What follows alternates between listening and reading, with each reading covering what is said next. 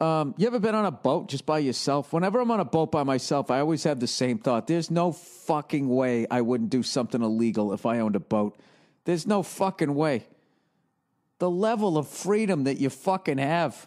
This shit, you're on a boat. You're going out in the fucking ocean. All bets are off. You get out into international waters. I mean, it's fucking whatever you say. It becomes your law. Literally, do whatever the fuck you want to do. You're telling me right now if you had a fucking boat, right? Your boss was a dick, right? Just fuck, you know? Just whatever. They promoted a woman, right? Because they had to fucking check off a box.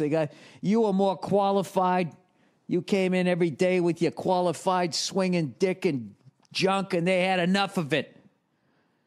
And they told you to stand down, and then they promoted this lady, right? You're telling me if you got a boat, right? I don't know how you got the boat. You didn't get promoted, but whatever. This is my fucking fantasy trashing fucking hypothetical lady, right? I know, this could be considered misogynistic. This is the woman I ran into the first 90 times I tried to get something on the air. I just feel it's like this. That would be the end of my dream. But they don't have any power. It's a glass ceiling. Well, I'm running into their shoes over here. Is they're banging their head on the ceiling. That was been my experience. Anyways, let's get back to the fantasy. You're telling me if you got a fucking boat, you know, you're not going to, I don't know, just a kilo of cocaine just for the fuck of it, just to have the cash laying around your house. You know what I mean? Get a kegger, have some people over, cook up some steaks. That's the way you do it. If you're a fucking drug dealer, just every once in a while. Is there a way to do that in the drug game, as the kids say? Can you just every once in a while deliver a kilo so no one picks up on it? Right? You still drive your dented Prius like me. Jesus, my car needs a fucking bath like you read about. I literally walked out of a fucking liquor store today. It wasn't for me because I'm on the wagon. Buddy of mine got fucking married. So I couldn't make it because I was on the road, so I just got him some fucking champagne shit, whatever. And I forgot to get a card, but he'll understand. I'm giving it to him. I'll just say, I forgot a card. He goes, don't worry, you got the booze. That's what counts. It's all right, buddy. Drink up. I hear you. You hear me? I hear you. Look at my eyes, all right? You're in the same boat. Oh, yeah. So anyways, I came walking out of the liquor store, and I looked at my car, and I go, this thing's a fucking piece of shit. But it isn't.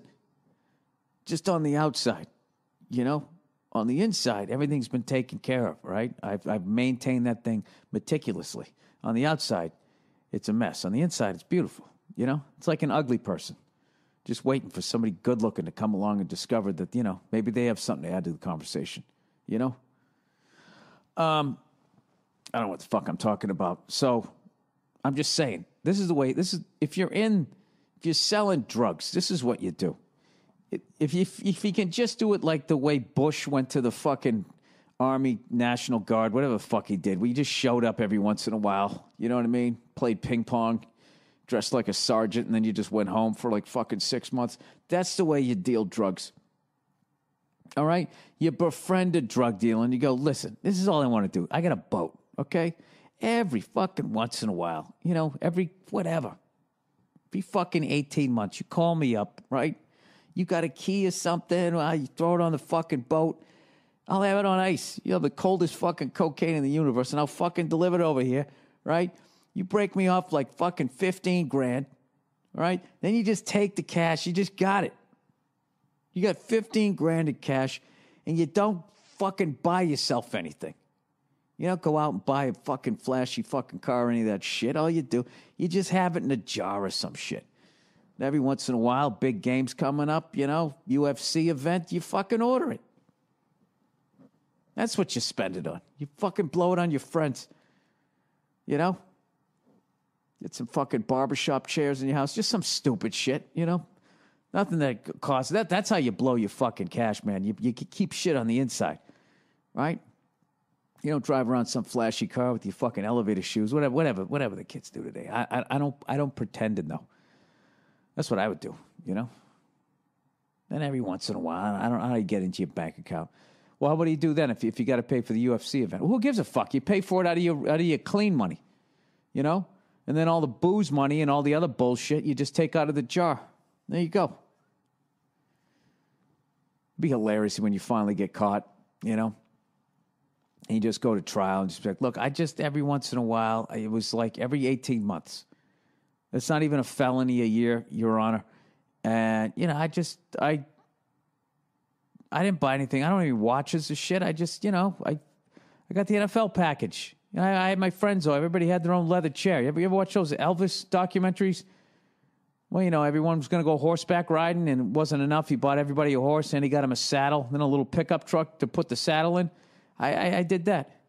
And the judge would be like, oh, is that what you did? No, that's great. Well, maybe you can take that given nature and go to jail and start giving some hand jobs because it's the United States of America, buddy.